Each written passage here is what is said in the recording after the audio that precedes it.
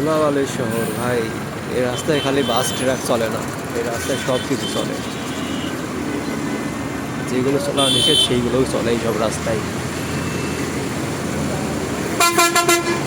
এটাই বাংলাদেশ।